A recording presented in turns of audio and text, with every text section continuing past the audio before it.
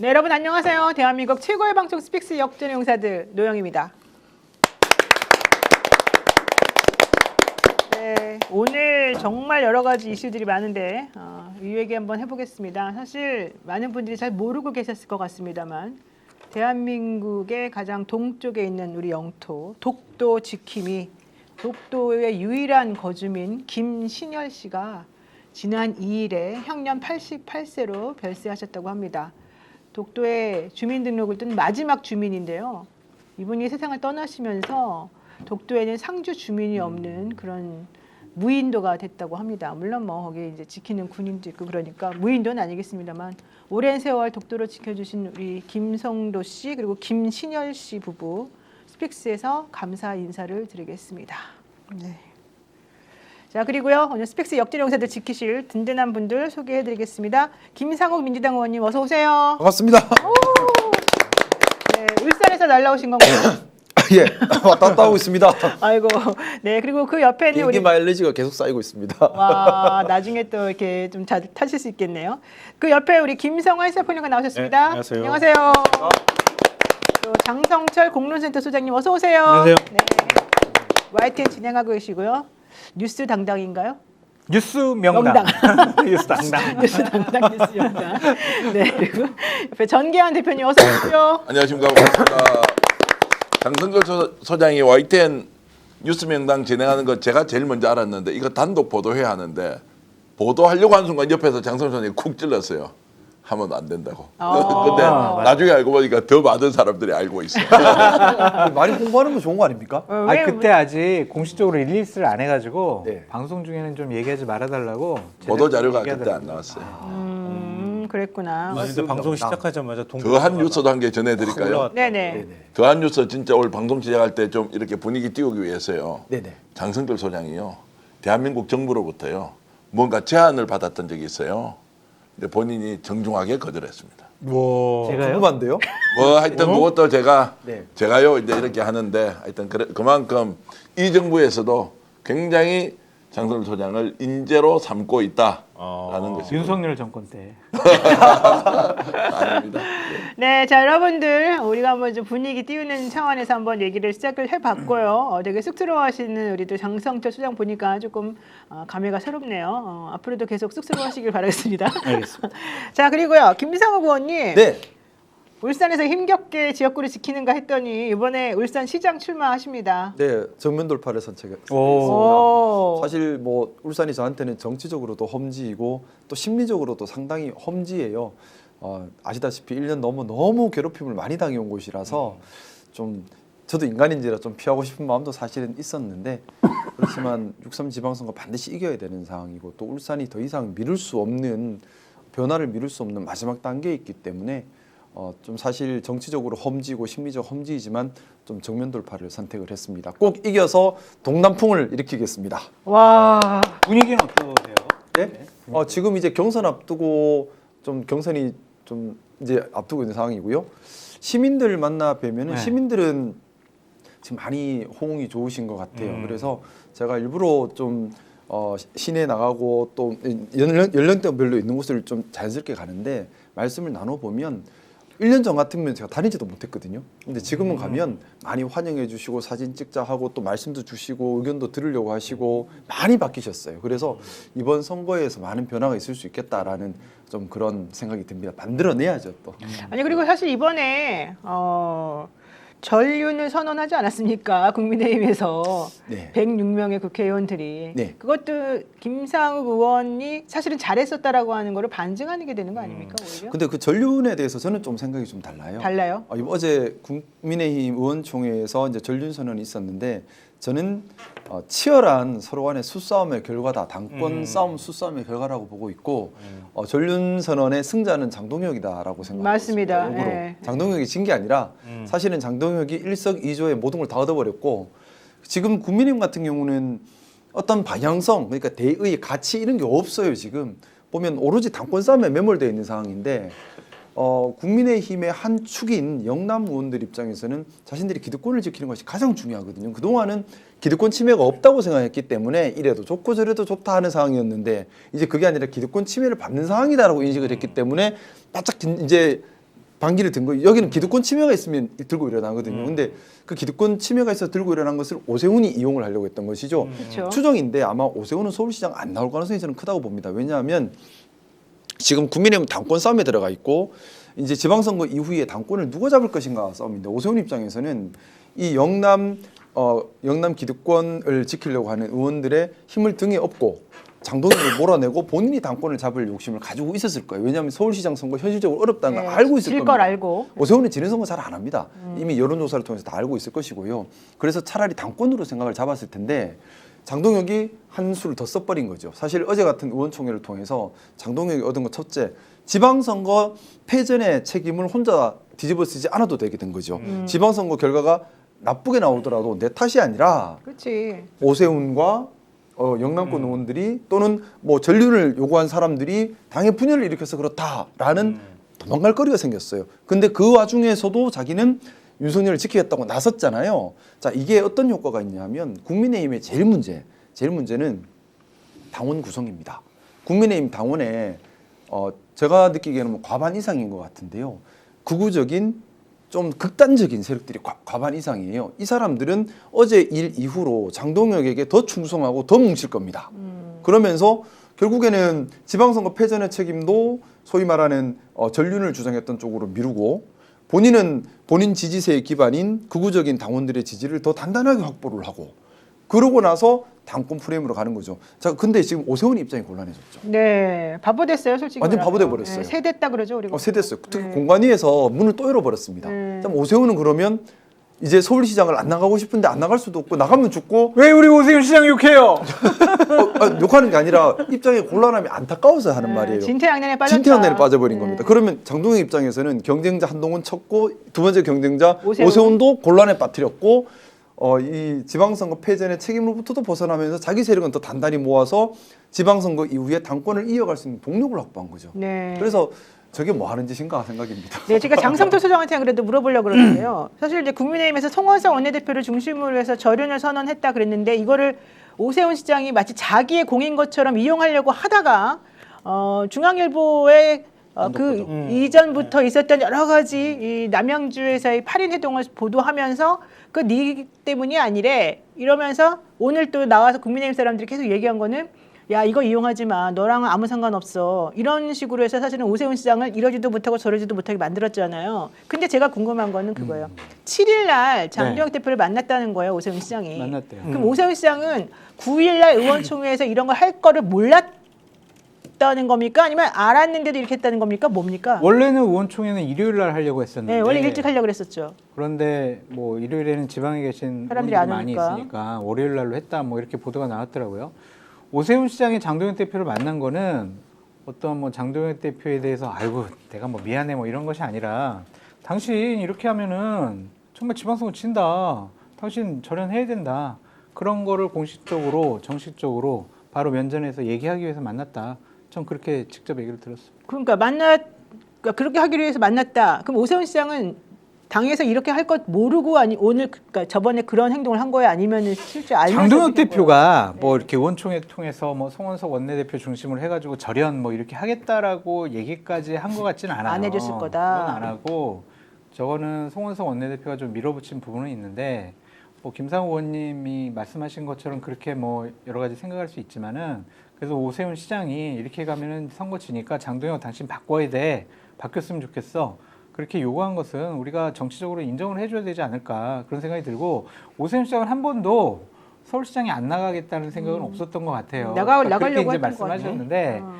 저는 이제 계속 그쪽하고 얘기를 좀 해보면 이것은 우리가 본선 경쟁력을 확보하기 위한 하나의 승부수를 던진 거지 우리가 그냥 안 나가려고 그냥 탈출구 마련하려고 한 것은 아니다라고 지속적으로 얘기를 하더라고요. 네. 자, 양쪽이 이제 사는 길을 선택했다고 저는 보죠. 오세훈 시장 이렇게 밀어내고 다시 서울시장 출마할 명분을 쌓는데 성공했고 네. 장동혁은 죽을 줄 알았는데 죽지 않고 살았다. 만약 오세훈 시장이 탈당을 감행하면서 만약에 당 내에서 실제로 이제 후보 신청을 하지 않고 김태흠, 부산 박형준, 강원도 김진태 그다음에 이런 방식으로 세력화를 시켰잖아요. 그러면 장동혁 씨는 100% 무너집니다. 그건 뭐 오래전부터 장 소장하고 제가 인터뷰하면서 얘기를 했고 무너지는 상황까지 갔는데 거기에 제일 먼저 깃발을 오세훈이 든 겁니다. 그럼 오세훈이 들어서 오세훈은 명분을 죽이는 명분을 찾던 본인이 살아남는 후보가 되는 카드를 찾던 선택해야 되는 시점에 던지니 장동혁이 어쩔 수 없이 봤는데 왜 장동혁이 대독을 시키느냐, 송원석 원내대표가 하느냐라는 걸 보면 여기에서 적정하게 봉합이 이루어졌다라고 봐야 되고, 이 체제에서 거구들은 좀 더 목소리를 낮추겠죠. 그러면서 지방선거 때가 일단 좀 닥치고 있어 라고 하는 쪽으로 일부 반발이 있지만 그거 아무 의미가 없어요. 국민의힘 내에는. 이것이 106명의 국회의원들이 다수가 동의했다라고 하는 것은 일단 봉합 국면으로 들어간 것이다 라고 보는 게 저는 저희 판단입니다. 봉합이라고요? 제가 보기엔 아닌 것 같은데. 네, 말씀하세요. 네, 김수환 평론가님. 전 좀 생각이 다른데요. 오세훈 시장이 바보가 됐거나 아니면 짜고 쳤거나 둘 중 네. 하나일 가능성이 매우 높다고 봐요. 그러니까 저도 그 후보 등록 안 하고 월요일 날 얘기를 들었는데 오세훈 시장이 나 출마 안 하겠다고 길길이 날뛰었다고, 길길이 뛸 때 김재섭 의원이나 이런 사람들이 출마 안 하면 절대 안 된다고 많이 만류했다, 이런 얘기도 좀 듣기도 했는데요. 그러니까 지금 중앙일보 보도를 보면 미리 결의문 채택하는 것까지 다 초안까지 써놨다는 거 아니에요? 네. 그 써놔서 마무리한 게 토요일이에요. 근데 후보 등록이 일요일이잖아요. 근데 일요일 날 후보 등록을 오세훈 시장이 안 했어요. 근데 그 전에 관저에서 오세훈 시장하고 장동혁 대표가 만났다는 만났다. 거 아니에요. 네. 서로 할 말만 했다 이렇게 얘기를 하거든요. 근데 장동혁 대표 손에는 이미 결의문이 들려 있었어요. 그럼 오세훈 시장한테 말을 안 해줘가지고 오세훈 시장을 바보를 만들었던가, 아니면은 오세훈 시장하고 서로 간에 암묵적인 뭔가가 조치가 있을 거라는 걸 알고 오세훈 시장이 확 던지는 액션을 취했던가, 둘 중에 하나 아니면 해석이 안 되는 거예요, 이거는. 근데 오세훈 시장이 바보도 아니고 정말 고립무원 상태도 아닌데 설마 그 106명의 의원들이 다 알고 있는 내용을 자기는 모르고 있었다는 거예요? 아니 백님한테 얘기한 게 아니죠. 그 지도부들만 알았었기 예. 때문에. 토요일날이니까 그거는. 그러니까 그 8명 정도밖에 몰랐던 상황이잖아요. 그리고 결의문 초안을 작성했고, 그러니까 그 상황은 8명 정도밖에 몰랐을 거고 아주 극소수만 알았을 가능성이 높은데, 그거는 이미 장동혁 대표는 알고 있었던 상황이잖아요. 그 상황에서 오세훈 시장을 만난 거예요, 관저에서. 그리고 오세훈 시장이 이렇게 가면 안 되고 당의 노선을 바꿔야 되고 뭐 선거혁신위원회를 만들고 막 조건을 얘기했다잖아요. 근데 장동혁 대표는 그냥 가만히 듣기만 하고 있었을까요? 뭔가 얘기했을 거 아닙니까? 당연히 거기 조광한 최고위도 있었었는데. 그러면 오세훈 시장이 감을 잡았든 아니면 오세훈 시장이 전혀 몰랐던 둘 중에 하나일 수밖에 없는 거잖아요. 감을 잡았다 그러면 내가 이렇게 던져도 되겠구나 하는 감을 잡았을 가능성이 매우 높고, 그러면서 확 던지면서 정치 생명을 거는 액션을 취했을 가능성이 높다는 거고, 만약에 얘기를 안 해줘가지고 모르는 상황에서 네. 갈 때만 하면 가봐라 이렇게 내버려두는 상황이었는데, 그 바로 다음에 의원총회에서 결의문을 딱 하고 채택했다고 하면 오세훈 시장 바보 만들려고 했다는 얘기죠. 네. 우리 저는 정선철 소장님께 부탁 하나 드리고 우리 싶습니다. 김상욱 의원님 이제 웃으면서. 예. 오세훈 시장을 참 좋아하시잖아요. 아, 참 좋아요?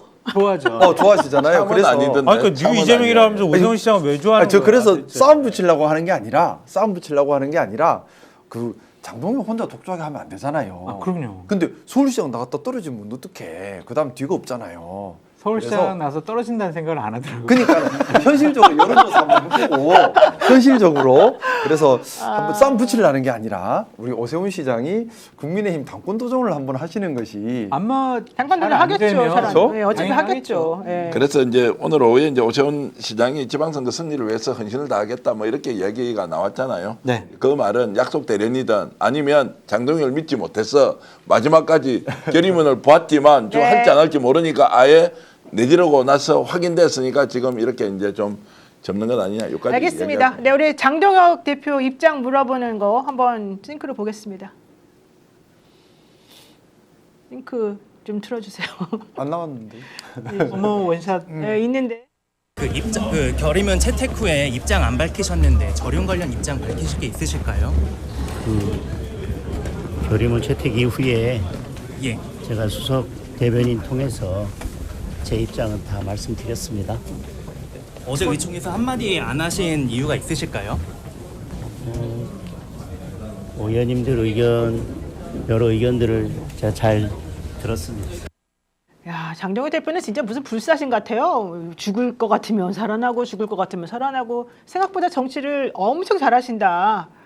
생각 제가 솔직히 했습니다. 정치가 아니라 자기 권력? 면피를 잘하는 것 같고 회피를 잘하는 것 같아요. 그러니까 어떤 당 대표로서 당연히 입장을 내야 될 부분에 대해서도 입장을 안 내잖아요. 네, 안 내면서 남들이 하게 만들고. 그러니까요. 그다음에 몸피도 하는 것 같고 이전에 막 네. 단식 같은 거 하면서 맞습니다. 자, 책임감이 어쨌든 없죠. 오늘 또 고상욱 씨가 엄청나게 장동혁 대표 나는 닥치고 장동혁 지지다 뭐 이런 얘기까지 해줬는데 한번 앞으로 어떤 식으로 제가 보기엔 안 변할 것 같은데 한번 보겠습니다. 물론 뭐 전혀 변할 것 같지 않지만 자, 두 번째 주제 가겠습니다. 사실 오늘 아침에 이 뉴스로 여러분들도 지금 되게 의견들이 많이 올라오고 계십니다. 이건 사실 되게 중요한 부분이기도 하고 지금 약간 파급 효과가 커지고 있기 때문에 저희 방송에서도 다루겠습니다.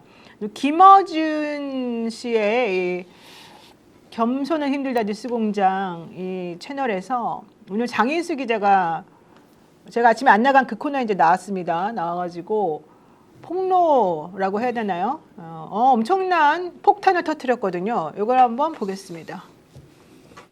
자, 장현수 기자님은요. 예. 또 그 걱정하시는 거가 뭡니까? 걱정하는 거 말고 예. 중요한 거 하나 얘기하고 중요한 거. 예. 단독 단독. 보도입니다. 그 최근 누가 봐도 이재명 대통령의 최측근 그렇죠. 최측근이라고 볼 수밖에 없는 정부 고위 관계자가 예. 매우 최근입니다. 이런 논란이 불거진 고위 검사들 다수에게 메시지를 전달했습니다. 메시지는 내 말이 곧 대통령의 뜻이다. 나는 대통령이 시키는 것만 한다. 공소 취소해줘라. 공소 취소해줘라. 라는 뜻을 고위 검사 다수에게 전달했습니다. 아니 그 검사한테 그럼 문자를 보냈다고요? 전달한 방법은 제가 여기서 구체적으로 밝히진 않겠습니다. 저는 알고 그러면 있습니다. 법무부에서 하면 되는 건데 왜 따로? 그래서 그 답을 그 메시지를 전달받은 고위 검사 중 한 명은 뭐 이런 뜻을 또 얘기를 했다고 그럽니다. 아니 뭐 그러시지 말고 차라리 그러면 절차와 개통을 밟아서 정식으로 지휘를 하셔라. 그렇게 뭐 이런 얘기도 나왔다라고 합니다. 그래서 요것이 뭐 한두 명한테 전달한 게 아니기 때문에 굉장히 지금 빠르게 지금 이 순간에도 소문이 퍼지고 있을 겁니다. 검찰 조직 안에서 이 얘기가 빠르게 퍼지고 있습니다. 그래서 검찰은 이 메시지를 어떻게 생각하느냐?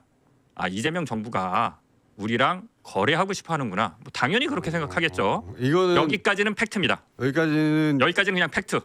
있는데 와, 이거는 근데 저거 만약에 거짓말이면 저거 형사처벌해야 됩니다. 그 정도면 형사처벌해야 되죠. 어마어마한 일이죠. 이거 정말 증거 없고 그냥 지어낸 얘기면 형사처벌해야 됩니다. 우선 좀 정리를 한번 해볼게요. 네. 우선 장인수 기자는 MBC 출신 기자이고 사실은 취재를 열심히 하는 기자로 이제 알려져 있는데 장인수 기자가 오늘 갑자기 뜬금없이 자기가 이제 단독 보도를 하나 하겠다라고 하면서 누가 봐도 대통령의 최측근인 여기서 이제 누가 봐도가 되게 중요하겠죠. 그러면 그 이름만 나오면 사실은 엄청나게 대통령하고 관련이 있어 보이는 사람이라는 뜻이겠죠. 누가 봐도 대통령의 최측근인 인사가 고위급 인사가 검찰의 다수에게 메시지를 보냈다고 했습니다. 메시지를 보냈다는 거는 결국 증거가 남아있다는 얘기밖에 안 되거든요. 그러네요. 그냥 구두로 한 게 아니라는 얘기입니다. 그러니까 옆에서 이제 누가 문자 메시지를 보냈다고 이렇게 물어보니까 방법은 내가 말하지 않겠다. 하지만 검사 다수에게 보냈다. 이렇게 말했습니다. 한두 명이 한 게 아니라는 얘기죠. 그래서 제가 다시 장인수 기자하고 사실 오늘 얘기를 해봤는데 네, 제가 오기 전에 사실 취재를 다 했습니다. 제가 법무부에도 확인해봤고 장인수 기자하고도 확인해봤는데 어쨌든 양쪽의 말이 사실 다릅니다. 그런데 장인수 기자 말은 팩트다. 내가 한 말은 팩트다. 근데 자 방법은 내가 구체적으로 밝히진 않겠지만 이게 대통령의 뜻이다. 난 대통령의 말만 듣는다. 이런 말을 하면서 공소 취소해라라고 말했다는 겁니다. 자, 그래서 그 말이 나오고 난 다음에 이제 난리가 났습니다. 이게 사실 있을 수 없는 일이고 이게 사실이라 그러면 정말 큰일인 것이고 사실이 아니라 그러면 이제 장인수 개인에게 큰일인 것이죠. 그런데 이 얘기를 듣고 더 민주혁신과 한준호 의원과 등등등이 찌라시급도 안 되는 얘기를 지금 유포하면서 이제 지금 큰 일을 벌이고 있구나 네가 조심해라 이제 이런 경고성 메시지가 이제 막 나왔습니다. 그러고 나니 장인수 기자가 그럼 좋다. 오늘 밤 10시에 내가 하는 방송을 봐라. 그래서 제가 또 물어봤어요. 정말로 밤 10시 그럼 뭐가 터져 나올 수도 있겠느냐. 혹시라도 그 이름이 나오겠느냐. 왜냐면 한준호 의원이 너 진짜 이거 사실이면 누구가 말했는지 밝혀라 뭐 이런 얘기를 했기 때문에. 그랬더니 장인수 기자가 이따 10시에 봐라. 이런 얘기를 하면서 제가 이제 듣기로는 이름을 말할 수도 있는 것처럼 이제 언급은 하더라고요. 정확하게 이름 말하겠다는 말은 안 얘기해야죠. 했지만. 저 정도면. 자, 이 상황을 어떻게 봐야 되는지 우리 한번 여쭤보겠습니다. 자, 일단 해석을 좀 하겠습니다. 네. 이 이야기를 누구한테 들은 거예요? 장인수 기자가 들었다고 하면 이 이야기를 누구한테 들었습니까? 고위검사한테 들은 거죠. 고위검사한테 들었던 검사한테 이야기를 들었다고 주장하고 있죠. 아니 그러니까 일단 이제 저기 전체적으로 설명하는 내용을 가지고 우리가 이제 따져요. 고위검사가 이 얘기를 했다. 고위검사의 말이 누가 보더라도 최측근인 정부 고위 관계자가 메시지를 보냈는데 다수의 검사들한테 메시지를 보냈다고 하더라는 거 아니에요. 그러면 일단 고위검사의 말이 진실이 아닌지 첫 번째. 그 고위검사가 누군지 밝혀야 되겠죠.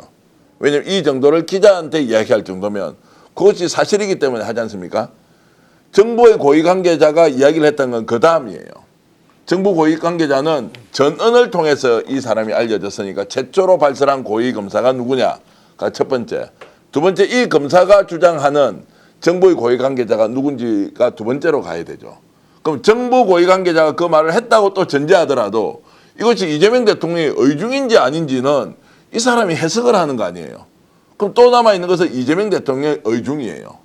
그러면 검사로부터 출발해서 정부 고위 관계자가 나오고 정부 관계자는 대통령의 뜻이 내 말이다라고 했다는 이 말은 지어낸 말인지 아닌지 사실인지 또 따져봐야 되겠죠.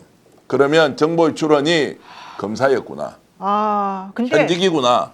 그래서 제가 이제 잠시 후에 자세히 말씀을 드리겠지만 이 정보가 유통되는 경로의 첫 출발 지점을 봐야 돼요. 네. 검찰에서 이 얘기를 했다는 거예요.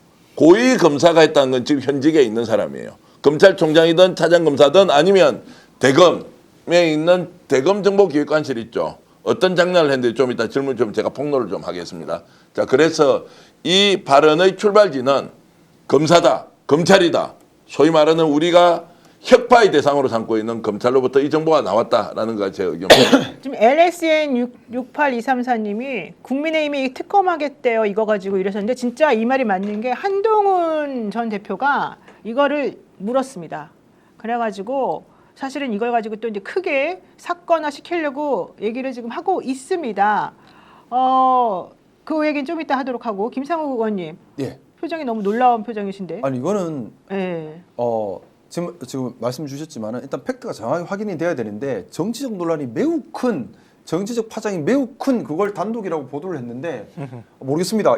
장현수 기자님이 이런 보도를 한다면은 기자라면 당연히 서브 체킹을 해야 돼요. 서브 체킹 없이 그냥 한쪽 얘기만 듣고 그렇다더라고 단독하고 와 해버리면 뒷감당은 어떻게 합니까? 그러면 그걸로 인해서 피해 보는 사람은 그 피해를 어떻게 합니까? 왜냐하면 이런 논란 한번 터지면요 최소 1, 2년은 시끌시끌해 버립니다.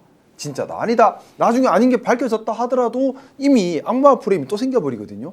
자 이거 이거 그렇기 때문에 사실은 기자님이라면 갖춰야 될 도덕성에 관한 문제도 있는 겁니다. 그리고 만약에 이게 진짜 팩트면 이렇게 구름만 뭉게 피울 것이 아니라 누구한테 들었고 증거는 뭐고 내가 서브 체킹을 어떻게 했다 그래서 이게 문제다라고 용기 있게 그대로 얘기를 하면 될 일이지 단독이다 하고 해놓버리고 말도 안 하고 증거도 없고 이렇게 세월 가면서 뭉게 의혹만 일으키고 사회 혼란만 일으킨다? 이거는 잘못된 거죠. 그래서 정말 잘못된 것이 있고 증거가 있고 정확하게 팩트를 안다면 빨리 얘기를 해야 되는 것이고요. 만약에 서브 체킹 제대로 못해서 오류가 발생했다 또는 잘못된 보도다. 그거는 장윤수 기자님 책임을 져야 합니다. 왜냐하면 이건 단순 보도가 아니라 정치적으로 엄청나게 파장을 일으킬 수 있는 일이기 때문에 그렇습니다. 저는 좀 모르겠습니다. 장윤수 기자 말 그대로라면 이 대통령님께서 뭘 큰 잘못된 취지로 하는 얘기인데 이거 되게 위험한 얘기예요. 그러니까 제대로 확인을 해야죠. 아니 근데 거기서도 제가 중간에 끼어들어 죄송한데 일단 팩트라면 전제를 김상호 의원님 네. 통칭해서 팩트라고 하면 안 돼요. 이 문제는 팩트라고 하는 것은 대통령이 누구를 시켜서 이 일을 했다라고 해야 팩트가 되는 것이지 전언을 한 검사가 자기 생각이 누구한테 들어서 했는데 그 사람도 간접인물이에요. 최초는 뭐가 어떻게 됩니까? 최종적으로는 대통령이 이 의중을 가지고 있느냐 없느냐 하는 것이기 때문에 2중 3중으로 확인을 해야 되는데 팩트도 세 가지로 나눠야 된다. 그 검사 말이 팩트냐?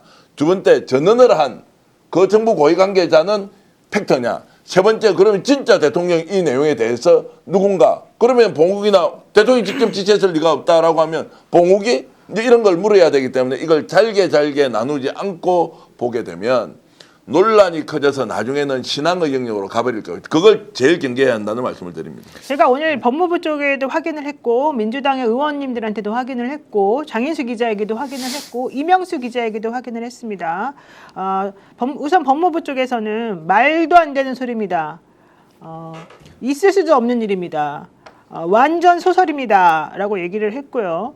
장인수 기자 측에서는 팩트인 부분과 약간 그 좀 전달이 그러니까 오인되었을 부분을 두 가지를 나눠서 말을 해줬는데요. 공소 취소 요청은 팩트입니다. 하지만 직권남용 수사 얘기는 전달대 해석에 들어갈 수 있습니다. 이렇게 말했어요. 여기서 말하는 직권남용 수사 관련된 거는 여기서 지금 안 나왔는데 공소 취소를 요청했다. 그 대통령의 최측근이 뭐 이런 얘기 하나 했고 그다음에 지금 현재 검찰이 이 대통령을 나중에 그 임기 말이나 힘이 빠졌을 때에 공격하기 위해서 뭐 증거를 가지고 뭐 자료를 수집하면서 국무회의를 유심히 들여다보고 있다. 백혜룡 경정을 마약 수사에 투입하라고 한 그것 등등을 본인은 직권남용으로 보면서 대통령을 공격할 수도 있다는 취지로 말했다. 뭐 이제 이런 얘기를 오늘 또 이제 추가적으로 저 말 끝에 했거든요.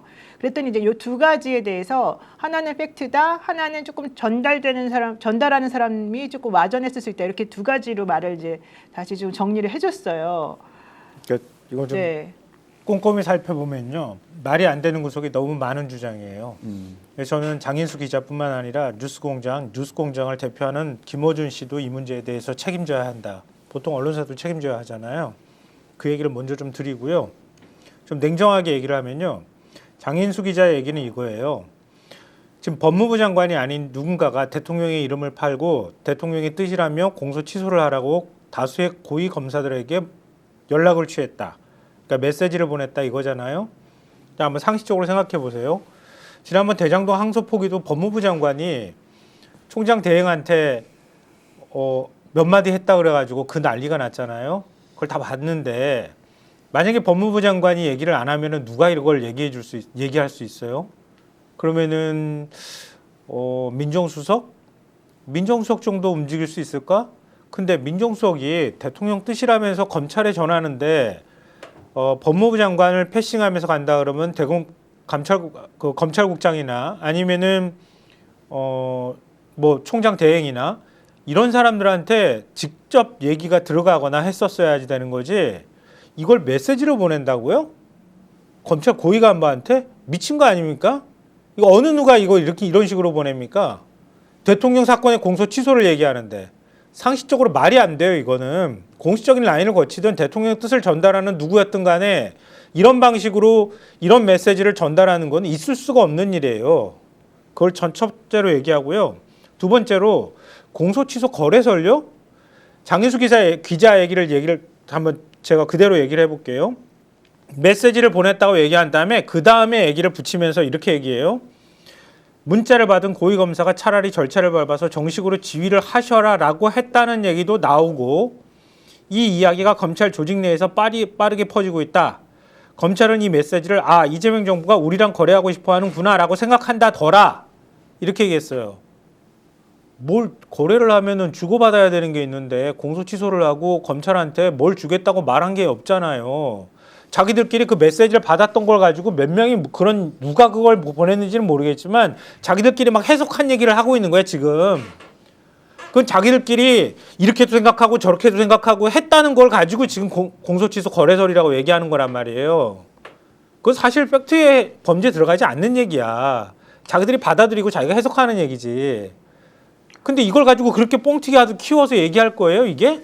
사실 여부는 알 수가 없지만 대통령과 관련된 일 그리고 대통령을 직접 언급을 했잖아요. 그러한 일을 어마무시한 일을 장인수 기자가 없었던 일을 꾸며서 아니면 잘못된 정보를 갖고 섣불리 얘기했을까? 또 그런 생각은 좀 들어요. 왜냐하면 저건 대형 사건이거든요. 그러니까 내일 장인수 기자가 어떤 해명이라든지 상황 설명을 분명히 해야 되지 않을까 그런 생각이 드네요. 그러니까 공식 라인을 거치지 않고 누군가가 얘기를 했다고 하면 예를 들면 이런 거잖아요. 대통령의 이름을 팔았던 대통령하고 가까운 사람이든 이름을 팔기 위해서 뭔가 얘기를 했든 가까운 검사 몇 명한테 공소 취소하는 게 좋지 않아? 라고 얘기했을 수는 있겠죠. 그게 대통령의 뜻인지는 우리는 알 수는 없지만, 근데 그걸 가지고 검사들이 보고 장례들끼리 쑥덕쑥덕 했을 수도 있겠지. 그러면 그걸 가지고 대통령이 공소취소 거래를 시도했다고 얘기할 수 있어요? 단정 못 하거든요. 그러니까 저게 사실이 이거 아니거나 일반적인 취재 방식으로는 이걸 기사를 못 쓰는 아니, 거예요. 그러니까 사실이 아니거나 저게 만약에 본인이 팩트 확인을 잘 못했거나 그런 상황에서 장익수 기자가 얘기했으면 저건 기자 생명 거론이 되고 법률적인 책임을 받아야 되겠죠. 아니, 그 그래서- 정도로 허술한 사람은 아니잖아요, 장익수 기자. 자, 그렇게 이제 볼 수 있고, 저도 그러면 대통령이 최측근을 아는 사람이 있을 거 아닙니까? 오늘 전화를 해봤을 거 아니에요. 이제 이런 상황이 왜냐면 최측근이 한 뭐 10만 명 있는 건 아닐 거 아니에요. 뭐 많아야 한 50명 한쪽이겠죠. 그 중에 뭐 이름만 들어도 알만한 최측근을 두 분한테 전화를 했어요. 이럴 수가 있나? 절대로 그럴 수가 없다는 거예요. 이제 제가 아는 최측근은 절대로 그럴 수가 없다는 거예요. 구조상 불가능한 것이 아니라 대통령이 그런 생각 아예 안 하고 있기 때문이라는 거예요. 자, 그러면 지금 이 문제가 어디에서 나온 이야기인지를 왜 우리는 집중하지 않느냐는 거예요. 이 이야기는 다 검찰에서 나왔다는 거 아니에요. 검찰에서 그렇게 당하고 다 죄도 없는 사람들이 조작 날조로 피해를 보고 감방살이하고 나와 있고 지금 이화영은 여전히 감옥에 있는데 이 이야기의 출원이 검찰이었다라고 하면 고위검사라고 얘기해도 고위검사 이자를 이름을 까야 된다고 그러면은 제가 오늘 들었던 그 최측근이 누군지 두 사람 공개하고 본인이 봤던 최측근이 누군지 공개하고 그래서 대통령의 의중은 확인 안 된다 하더라도 이거 지금 밝혀야 한다. 그 검사가 누군지 그렇게 검찰에 당하고도 지금도 검사 이야기를 듣고 자기들끼리 거래를 한다고요. 이게 누구 수법이에요? 윤석열 수법, 한동훈 수법 이렇게 하고 대한민국이 도륙을 당했는데 검찰발로 이야기를 하고 있다는 것 자체가 믿지 않았어야 되고 두 번째 그 이야기라면 훨씬 더 정밀하게 그 중간에 전달자가 누군지 물어야 하고 전달자가 나왔다 하더라도 그 다음에 다시 대통령의 의중인지 아닌지 제가 얘기했던 최측근 제가 공개해 드릴 테니까 이렇게 물어야 돼요. 맞습니다. 왜냐하면 이거는 결과적으로 대통령이 지금 검찰개혁과 관련돼서 여러 가지 복잡한 마음을 갖고 있고 우리가 얼마나 지금 힘들어하고 있습니까? 결국에는 대통령이 국민의 뜻에 따라서 집단지성으로 결정할 수도 있고 당신이 직접 나와서 국민을 설득할 수도 있을 거 아니에요. 검찰개혁과 관련된 문제는. 그런데 이 문제 때문에 대통령이 검찰개혁을 국민의 뜻 그리고 입법권을 가진 국회에 다 던지는 순간 봐라 그래 하다가 대통령이 헛발질했네. 이걸로 가는 게 프레임이 보이지 않느냐고. 이따위 짓을 해야 되나 진보가 지금. 돈다발님께서 이렇게 말씀하십니다. 함정에 걸려들고 있습니다. 정신 차려야 됩니다. 이렇게 얘기를 하셨는데 사실은 좀 상식적으로 생각해 보면 좀 말이 안 되는 건데 왜 이 말이 어떤 상황에서 나왔냐를 잘 봐야 돼요. 지금 검찰 개혁 가지고 계속해서 시끄러운 상황에서 사실은 얘기가 나왔고 이 검찰 개혁에 대해서 대통령이 왜 조금 우리가 생각하는 것보다 조금 더 이렇게 완화된 검찰 개혁을 하려고 하느냐라고 하는 이제 얘기가 나오는 와중에 갑자기 검사들로부터 나온 얘기를 가지고 지금 장 기자가 얘기를 하는 거거든요. 그럼 이렇게 해가지고 결국 이득을 보는 사람은 누구냐? 이 말이 실제 어떤 검사로부터 나왔을 수는 있겠지만 뭐 혹은 안 나왔을 수도 있고 그건 이제 오늘 10시에 나와봐야지 알겠지만은 저는 이거 그냥 그렇게 그냥 가볍게 넘길 문제 사실 아니거든요. 되게 심각한 문제거든요. 근데 이렇게 할 리가 없지 않습니까? 대통령이? 그러니까 그건 완전히 바보도 아니고. 만약에요 장 기자가 이걸 폭로하려고 마음먹었다고 하면 그럼 지금 단독이라고 자기 입으로 얘기하잖아요. 그랬다면 자기가 청와대 쪽에 확인해 본 결과 이런 반박을 했다거나 얘기를 했다거나 법무부 쪽에 확인을 했다거나 얘기를 덧붙여줘야 되는 거예요. 그 얘기를 일절 하지 않은 상태에서 자기가 그냥 들었던 거 가지고 얘기하고 앞서 제가 말씀드렸던 것처럼 검사들 사이에서 두런두런 오고 가는 얘기를 지금 마치 사실인 것처럼 그렇게 전하는 거는 보도의 기본이 안 돼 있는 거다. 무책임한 거다고 보이고요. 더 근본적으로 들어가서 지난번에 이재명 대통령이 앞서도 잠깐 말씀하셨던 것처럼 재판중지법과 하지 말라고 얘기했던 상황이고 즉 검찰개혁을 추진하고 있는 상황이고 또 그거를 두고 여권 내에서 서로 간에 찬반 논란이 오고 가고 있는데 대통령이 가까운 사람이라고 해서 가까운 사람한테 그것도 한 명도 아니고 개선을 따라가면서 믿을 만한 사람한테만 넌지시 얘기한 것도 아니고 검사 다수에게 고위 검사들한테 메시지를 보냈다고요? 미친 거 아닙니까 이거? 죽기로 작정하지 않은 대통령이고서야 어떻게 이렇게 합니까? 있을 수가 없는 일이에요. 그 부분은 김성환 평론가님 말씀에 동의를 해요. 대통령은 대단히 좀 치밀하고 정무적 감각이 탁월한 분으로 저는 이제 인식이 돼요. 그런데 지방선거를 앞두고 이 공수처 문제를 대통령 최측근이 법무부 쪽에 계신 분인 것 같은데 검사들한테 얘기를 했다? 이게 안 새어나갈 줄 알았을까? 그건 말이 안 되죠. 그런 생각이 들어가지고 그러니까 그 이거는 부분은 김상환 평론님 말씀이 맞는 저는 뭐 다시 한번 말씀드리지만은 언론이 보도를 할 때에 그냥 그렇다더라 어디서 들었다 이건 정말 언론의 기본이 아닙니다. 그리고 또 이렇게 중요한 문제를 모르겠습니다. 이제 뭐 10시에 얘기한다고 하니까 봐야 알겠지만 아마 추정컨대 제대로 된 증거 없을 거예요. 아마 추정컨대 앞뒤 말이 안 맞을 거예요. 그러면 본인이 한 말 어떻게 책임질 겁니까? 저는 책임 물어야 한다고 생각합니다. 물어야죠. 반드시 책임져야지. 엄하게 책임을 물어야 한다고 생각합니다. 증거를 네. 저는 이제 검사와 관련돼서 제가 이제 갑자기 또 말을 하다가 흥분하니까 저도 이제 조심하면서 말씀을 드리겠는데 차분하게 하세요. 아니 그러니까 이제 검찰이라는 속성, 검찰 조직이라는 거 대검 쪽에서 나온 정보의 신빙성 여부는 본인들의 유불리에 따라서 얼마든지 조작이 아니죠. 있는 사실. 근데 대표적으로 우리 뭡니까 창원지검에서 민태균 게이트 수사했을 때 우리는 열심히 취재했는데 접근도 못했던 것이 어쨌든 언론을 통해서 나오잖아요. 그때 우리가 질문 뭡니까? 야 이거 누가 줬지? 다 한동훈 라인일 것이라고 얘기를 했죠. 조선일보에 저걸 줬으면 누가 줬지? 필요에 따라서 먹잇감을 던지잖아요.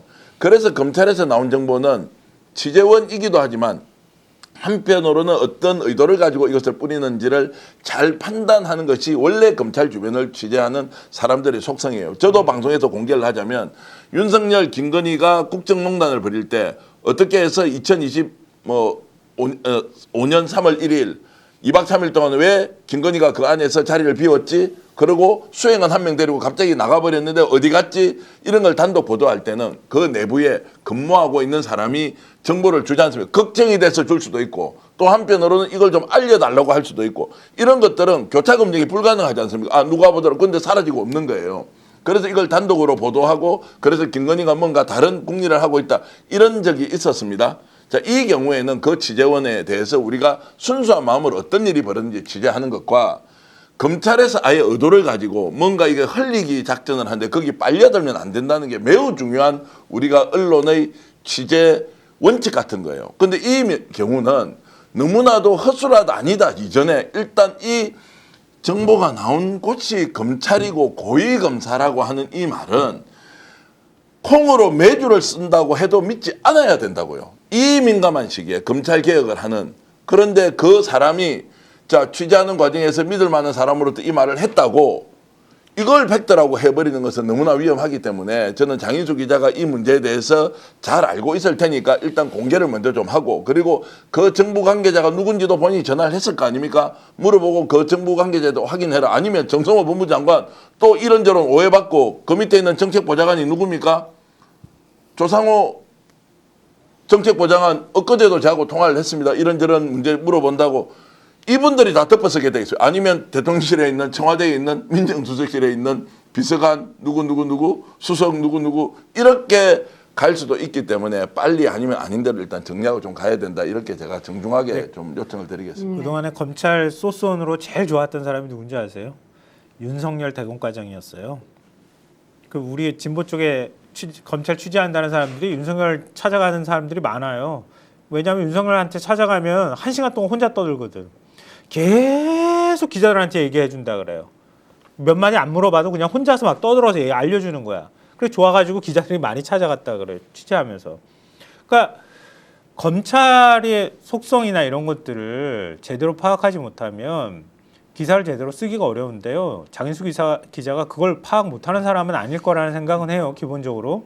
근데 검찰이 이런 시점에서 뭔가를 의도를 하려고 했다고 하면 그런 상황을 다 알고 있다고 하면 접근하는 방식도 달라야 하거든요. 근데 접근하는 방식이 이해할 수 없는 방식이에요. 이거는 윤석열도 안 한 거예요. 윤석열도 그 검찰을 쥐락펴락했을 때요. 법무부 장관하고 민정수석하고 이렇게 움직이거나 통화한 기록들이 남아있잖아요. 검찰총장하고 통화한 기록이 남아있지만 일선 검사들한테 전화를 했을 때에도 이런 식으로 지시하지는 않았어요. 이렇게까지 얘기하지는 않았어요. 자기가 다수의 검사들하고 통화는 했을 수는 있겠지만 원래 그러고도 남을 인간이니까 자기 개인 폰으로. 그렇지만 그렇다 하더라도 이렇게까지는 안 했을 거라는 거예요. 윤석열조차 안 하는 거를 지금 이 정부에서 지금 검찰 개혁을 하고 있는데 다수의 검사한테 고위 검사한테 그것도 거기다 메시지를 그렇게 보낸다고요? 전화를 했던 그 사람들한테 메시지를 보내면 그게 안 나가겠어요? 그러니까 그거를 사실 말이 안 되는 사실은 얘기를 하고 있는 거예요. 최측근이라는 사람이 해줄 그런 말을 할 리도 없고 아니, 그러니까 할 수도 없고. 장인수 기자가 검찰 쪽으로부터 들었다면 그 검사를 하루 이틀 만난 사람은 아닐 거고 계속해서 정보를 주고받던 사람이 아닐까. 그 정도 신뢰가 있으니까 저런 중요한 문제를 얘기해 줬을 것 같다라는 생각이 들고, 장인수 기자가 10시에 기자회견 한다는 거잖아요. 자기 방송을 한다고. 방송을. 그럼 거기서 여러 가지 뭐 얘기를 하겠죠. 이런 경우를 저도 당했어요. 2021년 6월 달에 제가 윤석열 엑스파일 터뜨렸을 때 저 온갖 정말 전 국민으로부터 욕 다 얻어먹었거든요. 저는 뭐 짜고 한 거다, 뭐 지가 만든 거다, 뭐 어디 정치 공작을 하는 거에 놀아나는 거다, 민주당한테 받아가지고 지금 폭로한 거다, 막 별 얘기를 다 들었는데 저는 진짜 답답했거든요. 저는 자료가 있었고, 근데 그 자료를 공개할 순간 저는 감옥에 간다라고 해서 자료를 공개를 못하고 답답한 마음이 있었거든요. 근데 이제 장인수 기자 같은 경우 현직 대통령을 걸고 넘어졌으니 어떠한 명확한 증거 자료를 내세우지 않으면은 본인 기자 생명도 끝날 뿐더러 법적인 책임까지 져야 될 것 같다. 그런 생각이 들어서 예단하지 말고 장인수 기자가 어떠한 증거 자료를 내세우는지 그것도 한번 지켜보고 평가했으면 좋겠다. 그런 생각도 듭니다. 네, 오늘 정교한 평론가가 뭐 취재한 내용이 있나요? 이 내용과 관련해서요. 뭐 여러 군데 전화를 해서 제가 이제 실제 물어봤고, 뭐 대통령 직접 뭐 이거를 질문할 수는 없으니까 측근 두 분한테 전화를 해서 이게 어떤 상황이냐, 어떻게 보느냐라고 했을 때 상황을 굉장히 심각하게 보고 있고요. 두 번째는 이제 이것은 사실이 아니다. 그럼 아니다라는 걸 대통령한테 물어볼 수도 없는 것이니까 그럴 수가 없다 구조적으로 뭐 이런 것은 명확하더라고요. 다만 이게 이제 갈등의 양상으로 벌어지는 데 대해서는 상당히 우려를 하고 있어요. 이게 지금 검찰개혁이 뭐 일단 국회로 넘어와 있지만 정부안과 그리고 법사위의 이제 생각이 좀 다른 이 충돌 지점에 여러 국민들이 이렇게 가야 된다 저렇게 가야 된다라고 하고 대통령을 직접 또 비판하는 사람들도 많이 늘었지 않습니까? 그 비판에 일리가 있다고 저는 보고 있는데, 어쨌든 대통령은 이 상황에서 결국 집단지성의 뭔가 결과물을 받아들인다고 저는 그 흐름을 읽고 있습니다. 오늘도 그 두 분과 통화를 했을 때 이런저런 국민적인 우려와 걱정을 잘 알고 있다. 그래서 이제 상황을 전체적으로 두루두루 살핀다라는 것인데, 이 기사가 이제 터지면서 공교롭게도 우리가 가장 싫어하는 프레임이 작동했다. 그 프레임의 작동은 누가 이기고 지고의 문제가 아니라 결국 그것은 그 프레임을 만든 사람은 나중에 사실은 피해가 별로 없어요. 프레임에 들어간 사람이 이런저런 피해를 보게 되는데 그 결과는 누구냐? 결국 대통령이 피해를 보는데, 자, 이런 걸 모르고 그러면 전원이라는 방식으로 대통령을 공격하는 이 방식이 우리가 검찰의 개혁과 관련된 이 논란과 이런 걸로 봤을 때는 너무나도 안타깝다. 아니 좀 더 나가면 대통령이 이럴 정도로 비판을 받아야 될 위치에 있지 않고 이렇게 일도 하지 않는다라는 것이 명확하다고 이야기하는 최측근이 있는데, 왜 이렇게 우리는 정말로 우리의 좀 격에 맞지 않는 이런 논쟁거리를 가지고 내부 분란을 자초하고 있는가라는 말씀을 좀 드리고 싶습니다. 근데 지금 뭐 국민의힘 쪽에서 나오는 얘기처럼 특검으로 가면 뭘 확인하겠다는 거예요? 특검으로 가서 확인할 게 뭐가 있겠어요? 정치 공세만 하는 거죠. 근데 야당 입장은 이해가 됩니다. 이런 어마어마한 사건이 터졌는데, 그러니까 장인수라는 사람의 뭔가 육하원칙의 구성도 없는 이 몇 마디를 가지고 이렇게 공격을 당하고 이렇게 지저분한 논쟁을 해야 되냐는 거예요. 제가 그러니까 장인수 기사가 지가 밝힌다고 하잖아요. 자기가 좀 정확하게 육하원칙에 맞춰서 그리고 팩트 확인한 것까지 자기가 다 밝혀라 이렇게 자신감 있게 얘기할 정도면, 만약에 그거 그렇게 못 밝힐 거면 본인 스스로가 부정확한 정보를 얘기했다고 사과를 하든가, 그렇게 하지 않으면 이거 가만히 내버려 두잖아요. 그러면 이거 정말 난장판 되는 거예요. 국민의힘은 얼마나 좋아, 호기만 났지. 대통령이 스스로 지금 공소취소 나서라고 고위검사들한테 대리인 내세워가지고 취소 압박했다는 거 아니에요. 근데 저는 이제 우려하는 게 이거예요. 이 고위검사가 구체적으로 고위검사라고 지목이 돼 있지 않습니까? 이걸 취재원 보호 때문에 이 사람을 밝히지 못하겠다라고 할 수도 있잖아요. 이제 언론의 취재윤리는 취재원을 목숨처럼 보호해야 한다라고 해서 이 사람을 공개를 안 하지 않습니까? 근데 이거는 장인수 기자의 선택일 텐데 저는 뭐 평소에 존경하고 또 심층 취재 역량을 굉장히 높이 사는 사람인데 고위검사 내가 밝히지 못하겠다. 라고 하면 이거 어떻게 해야 돼요? 아니 밝히지 못하더라도 그럼 자기가 어디까지 상세한 얘기를 들었는지 좀 더 구체적인 내용을 아닙니다. 밝혀야죠. 그것은 주장의 영역으로 갈 수 있기 때문에 제가 이제 명예훼손 소송도 당해보고 취재 이런 걸 많이 해보지 않습니까? 중재위도 가보고 이러면 자 취재원 보호 차원에서 고위검사를 누군지 밝히지 못하겠다라는 것은 언론 취재윤리상 그렇게 충분히 할 수 있습니다. 네네. 그런데 그 사람을 팩트라고 믿었다라고 내가 얘기를 하지 않습니까? 왜냐하면 그 사람이 신뢰도를 주는 정도에 따라서 그러면 이것은 언론에서 이런 영역은 설사 사실이 아니더라도 사실적시라도 명예훼손이 있고 허위사실적시라도 명예훼손이 안 되는 경우가 있지 않습니까? 그래서 이 고위검사를 보호해야 되겠다라고 이제 해버릴 경우에 그럼 이것은 이제 오리무중이 되는 것이죠. 이 중대한 사안이 이제 그런 것도 제가 우려가 좀 아니 이제 저도 뭐 검경 조사 다 받아보기도 하고요. 지금 말씀하신 게 위법성 조각 사유에 해당이 되느냐 이 문제하고 관련이 돼 있는 건데요. 그러니까 본인은 그렇게 믿었다고 얘기할 수 있겠지만 자기가 이걸 언론에 공개할 때는 어디까지 자기가 취재를 했는지를 확인할 수 있게 해줘야 돼요. 그래야 위법성 조각 사유에 해당이 될 수 있는 거예요. 그러니까 내가 정말 신뢰할 만한 취재원으로부터 어떻게 이게 사실이라고 믿을 만한 구체적인 어떤 내용을 들었다고 자기가 밝혀야 된다는 거예요. 제 말은.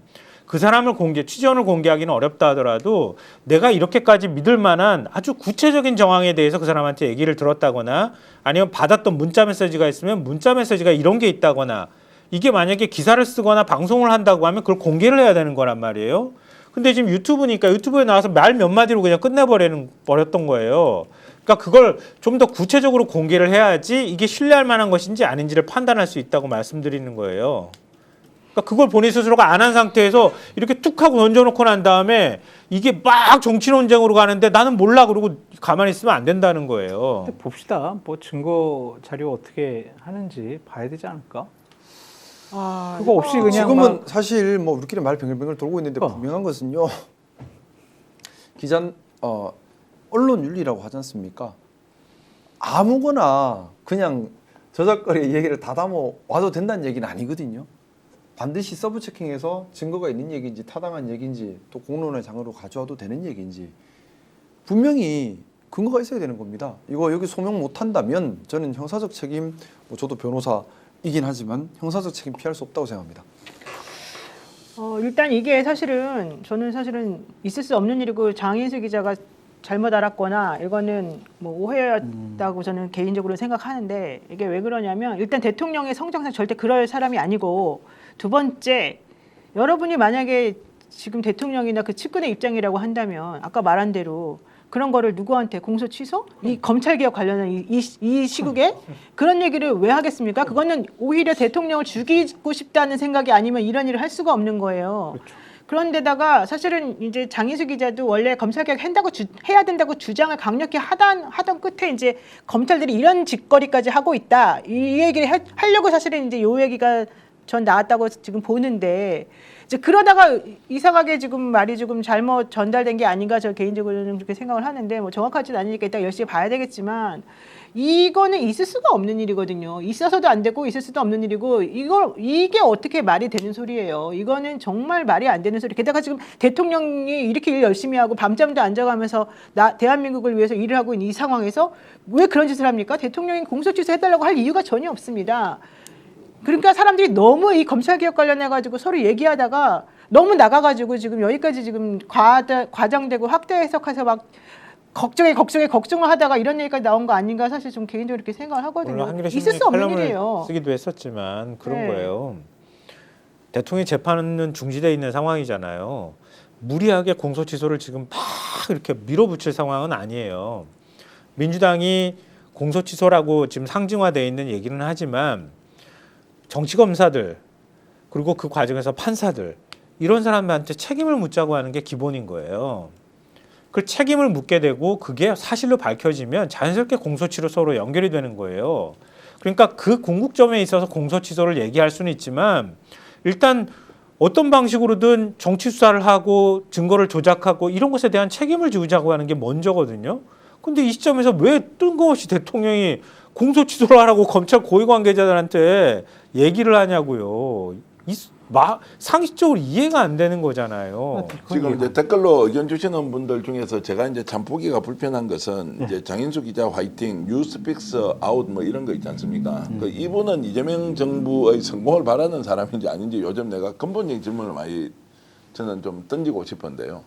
자, 이재명 대통령과 이재명 정부의 성공은 우리가 검찰 개혁을 바랐고 그리고 국가를 정상화시키는데 정말로 엄청난 일을 대통령이 하고 있으니까 우리는 정말로 대통령이 가는 그 길이 꽃길은 아니지만 그 험난한 길을 함께 가겠다 이렇게 마음을 먹고 있지 않습니까? 그런데 지금 이걸 갈라치기라는 방식으로 너펜 나펜 이런 거 같은 민주 진보 진영 안에서 하는 이 행태는 저는 용납도 하기 어렵고 좀 제발 이러지 말하고 지금 이야기하고 싶습니다. 우리 얼마든지 토론하고 논쟁할 수 있어요. 사실 아닌 것도 가져와서 따지고 싸우고 할 수 있는 거 아니에요. 결국에는 이재명 정부의 성공을 위해서 무엇을 어떻게 할 것이냐는 것이고 어떻게 모든 것을 전지전능하게 대통령이 다 할 수 있습니까? 가다 보면 다른 길로 갈 수도 있고 그거 아닙니다라고 해서 또 집단지성이 모여서 대통령이 옳은 길로 가도록 해야 되잖아요. 꼭 논쟁해야 되죠. 그렇죠. 그런데 이거를 자 오늘 장인수 기자가 취재했던 내용에 우리가 이거 따져보자라고 분명하게 이야기하는 것을 장인수 기자를 믿지 않는 것이네. 너 오늘부터 아웃이야. 구독 취소야. 이런 방식으로 가서는 우리가 왜 이 정부를 만들었냐라고 정말로 질문을 던지면서 우리 이렇게 하면 안 된다. 그래서 일단 문제 제기를 했으니 정확하게 따져보자. 흥분하면서 얘기할 수도 있고 매우 진중하게 얘기할 수 있지만 일단은 확인을 좀 해야 된다라는 선에서 좀 이성적으로 좀 접근하고 그리고 조금 본인이 섭섭한 마음이 있다 하더라도 좀 상황을 관찰해야 된다. 이거 지금 갈라치기의 수단으로 써서는 절대 안 된다는 말씀을 한 번 더 드리고 싶습니다. 그러니까 이 대통령을 지지를 하든 하지 않든 어떤 사안에 대해서 찬성을 하든 반대를 하든 자기가 근거를 갖고 얘기해야 되는 거고요. 그렇지. 사람을 공격하지 말고 그래야 되는데 지금 분위기가 막 그냥 너는 내 편 남의 편 막 갈라치고 막 서로 공격하고 헐뜯고 이러고 있잖아요. 이 사안의 중대성으로 볼 때 그게 정말 사실관계에 부합하는지 그리고 그걸 최초로 발설한 사람 그러니까 발화자가 있으면 그 발화자는 그거에 대해서 책임을 지는 행동을 해야 된다고 얘기를 하는 거예요. 그게 사실이 아닐 경우에 그 사실이 아닌 부분에 대해서 책임을 져야 하는 거고 그렇게 해줘야 그게 엉뚱하게 정치적으로 분쟁으로 비화하지 않는다는 거예요. 그걸 얘기를 하는 거거든요. 그러니까 앞서도 말씀드렸던 것처럼 장인수 기자가 오늘 자기가 취재한 내용들을 더 상세하게 밝혀서 오해가 있으면 오해를 풀고 사실이 아닌 부분이 있으면 사실 아닌 부분에 대해서도 본인이 인정할 거 있으면 인정하고 그렇게 해줘야 더 큰 논쟁으로 가지 않고 이재명 대통령한테 상처가 막 가는 이런 일이 없어질 거라고 얘기를 하고 싶은 거예요. 네, 사실 이제 아침에 그 코너는 제가 성격을 좀 설명을 드릴게요. 이제 4명이 나와서 얘기하는 그런 구조인데요. 거기에 오늘 나온 사람들 그 누구도 장인수 기자가 이 얘기를 할 거라고 알지 못했을 겁니다. 왜냐하면 저도 거기 방송 나가잖아요.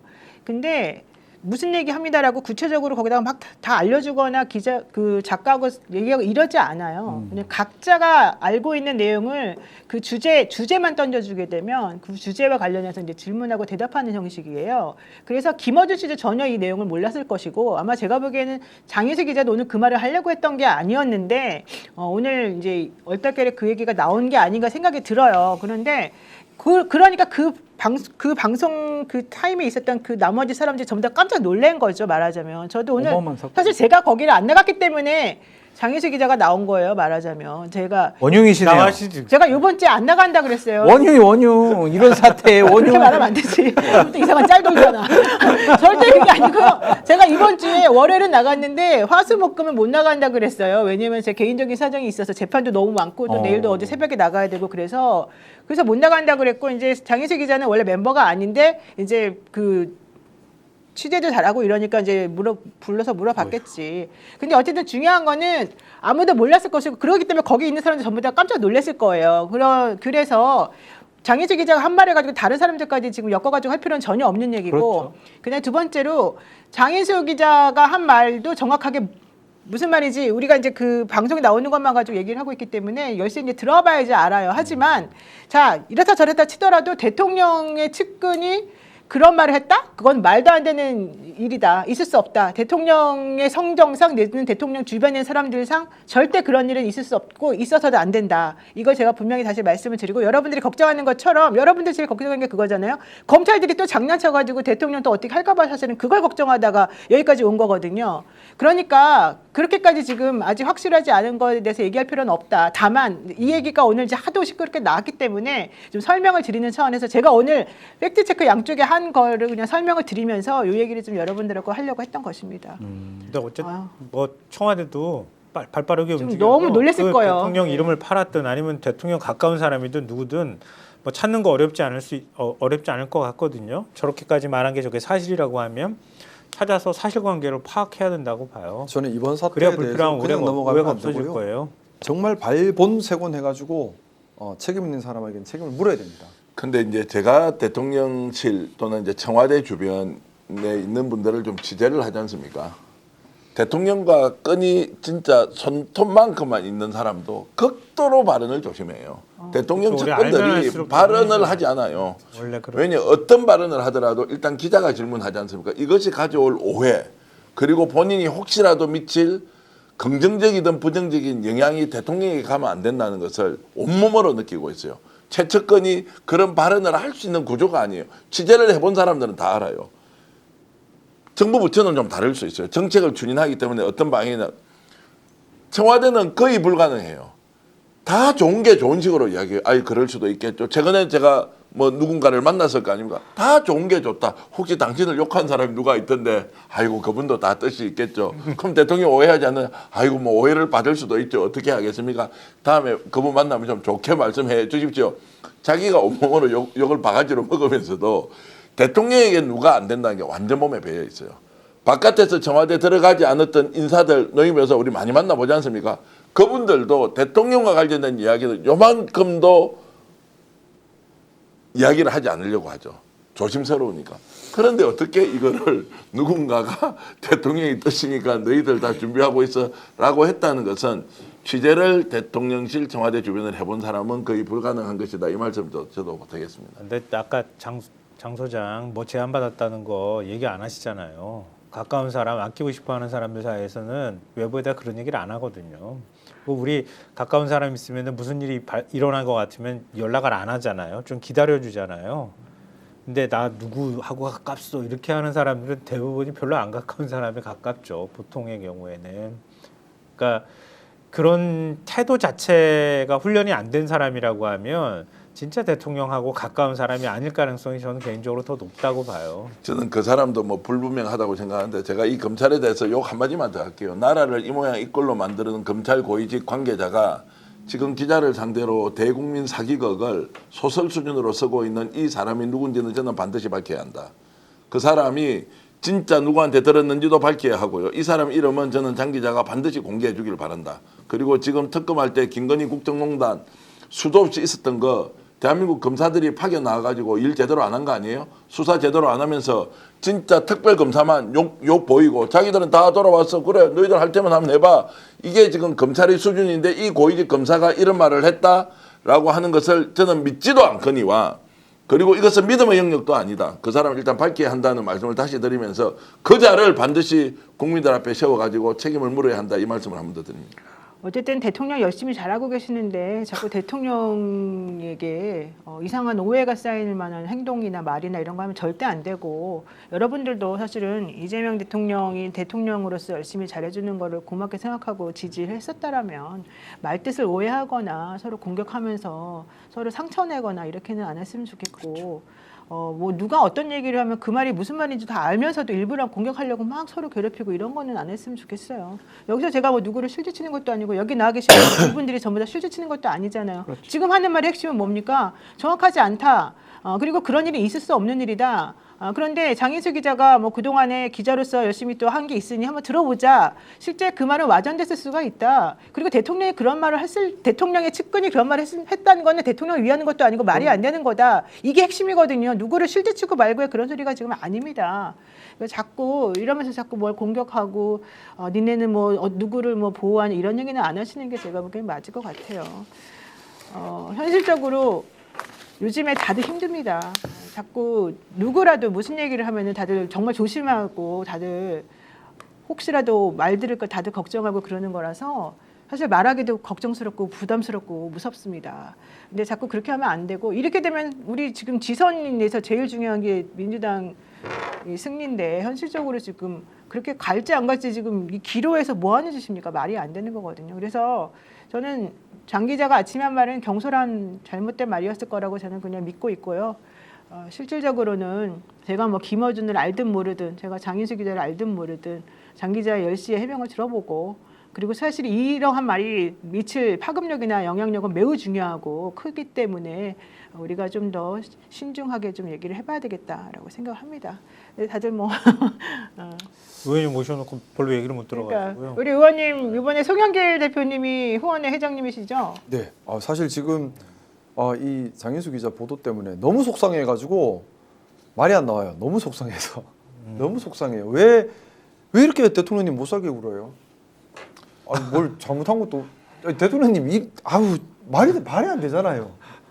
진짜 힘을 실어주고 도와줘도 모자랄 판인데 저는 얼마 전에 대통령님께서 페이스북에 글 쓰셨는 거 한 10번도 더 봤는데 보면서 너무 안쓰럽더라고요. 국민들께 또 지지자분들께 일 좀 하게 도와주십시오라고 하는 호소거든요. 어렵게 만든 정부지 않습니까? 성공하게 우리가 도와야 되지 않습니까? 왜 잘하고 있는데 자꾸 발목 잡고 왜 안에서 자꾸 이렇게 하는지 모르겠습니다. 정말 좀 국민 위해서 애쓰시는 우리가 좀 도와줬으면 좋겠고 힘 실어줬으면 좋겠습니다. 제가 밖에서 봐도 이재명 대통령은 지금 통치를 잘하고 계시는 건 같아요. 네. 그러니까 도와드려야죠. 아닌 것 같은데 이제 아니 돼버렸는데 제가 무슨 아니 좀 보수파를 대변합니다. 저는 건전한 상식적인 합리적인 보수파를 대변합니다. 네, 건전하고 상식적인 보수, 합리적인 보수도 이재명 대통령을 지지하는 지금 상황이고요. 대통령을 흔들지 말고 대통령이 잘할 수 있도록 대통령의 뜻을 오해하지 않았으면 좋겠습니다. 네. 저는 이제 이런 상황이 올 때마다 참 이제 긍정적으로 보는 게 저는 단점일 수도 있는데요. 비판은 비판대로 하되 이런 문제가 튀어나올 때 집단적으로 토론을 하고 그 결과는 저는 결국 이재명 정부의 성공과 이렇게 이제 마무리될 것이라고 생각을 하고요. 요거 잘 일단 다루어 갔으면 좋겠어요. 장인수 기자가 아침에 그것이 팩트 체크가 안 됐으면 안 된 대로 또 설명을 하고 그래서 오해가 생겼다. 근데 중요한 것은 제가 스스로 인지하는 것은 이재명 대통령 공소 취소는 어떤 식으로든 국민들이 나서서 해야 한다. 억울하게 대통령이 당했던 부분들을 어떤 식으로든 아예 그 수사 자체가 조작이고 날조고 됐던 이런 부분들을 좀 마무리를 해야 되는 거 아니냐. 그래서 국회에서 빨리 국정조사하고 특검 추진해가지고 범죄 저질렀던 검사들에 대한 처벌부터 먼저 하자라는 말씀을 드리고 싶습니다. 일단은 장인수 기자 페북을 보니까 하여튼 어떻게든 공개를 하겠다. 근데 공개되면은 후폭풍이 만만치 않을 거다. 그렇게 예고를 했더라고요. 열심히 한번 보시고 내일 한번 또 다시 걱정하지 논의하시죠. 마시고 공개하시라는 얘기 해드리고 싶네요. 그걸 만약에 걱정해서 공개 안 하시면 더 오해가 쌓이니까 차라리 공개해야죠. 공개하라는 이 정도 말씀. 사건이. 네. 네, 오늘 방송 시청해주셔서 감사드립니다. 저희는 또 내일 뵙겠습니다. 고맙습니다. 감사합니다.